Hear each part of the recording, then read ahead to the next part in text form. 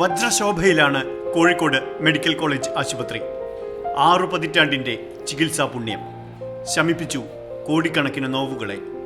KP കേശവമേനോന്റെ ദീർഘവീക്ഷണത്തിൽ ആദ്യ ആരോഗ്യമന്ത്രി AR മേനോന്റെ കാർമ്മികത്വത്തിൽ തൃശൂർ തൊട്ട് വടക്കോട്ടുള്ളവർക്കായി കോഴിക്കോട്ട് മെഡിക്കൽ കോളേജ് പിറന്നു. ഡോക്ടർ KN പിഷാരടി ആദ്യ പ്രിൻസിപ്പൽ. പഴയ മായാപ്പറമ്പിലെ 270 ഏക്കറിലേക്ക് മെഡിസിൻ വിഭാഗത്തിൽ മാത്രം ഇന്ന് പ്രതിവർഷം 1.25 ലക്ഷത്തോളം പേർ ചികിത്സയ്ക്കെത്തുന്നു. സേവന തൽപരരായിട്ടുള്ള ജീവനക്കാർ, ഡോക്ടർമാരും മറ്റുള്ള എല്ലാ ജീവനക്കാരും ഒന്നടങ്കം ആത്മാർത്ഥമായി ശ്രമിക്കുന്നതിൻ്റെ ഭാഗമായിട്ട് നമുക്ക് ഈ തിരക്കുകൾക്കിടയിലും നല്ല ചികിത്സ രോഗികൾക്ക് കൊടുക്കാൻ സാധിക്കുന്നുണ്ട്.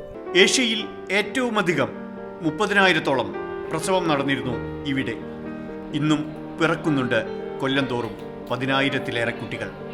1000-ഓളം ഹൃദയ ശസ്ത്രക്രിയകൾ, പ്രതിദിനം 20-ഓളം ആൻജിയോപ്ലാസ്റ്റികൾ. സംസ്ഥാനത്ത് ഏറ്റവുമധികം അപകട കേസുകൾ എത്തുന്ന കോഴിക്കോട് മെഡിക്കൽ കോളേജിൽ ഇന്ന് എല്ലാ മേഖലകളിലും വിദഗ്ധരുണ്ട്.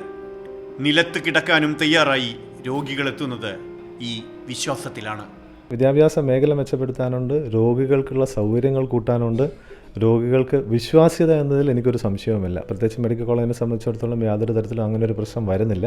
ആ വിശ്വാസ്യത കൊണ്ട് തന്നെയാണ് നമ്മൾ ദിനം പ്രതി രോഗികളുടെ എണ്ണം വർദ്ധിക്കുന്നത് മാത്രമേ നമ്മൾ കാണുന്നുള്ളൂ. രാജ്യത്തെ മികച്ച 5ാമത്തെ മെഡിക്കൽ കോളേജാണ് കോഴിക്കോട്ടേത്. ചുറ്റുമുയരുന്നുണ്ട് ഇന്ന് സൂപ്പർ സ്പെഷ്യാലിറ്റികൾ. വിശ്വാസ്യതയ്ക്ക് വേണ്ടി അവർ പറയുന്നു, ഞങ്ങൾക്കൊപ്പമുണ്ട് കോഴിക്കോട് മെഡിക്കൽ കോളേജിൽ പ്രവർത്തിച്ചയാൾ.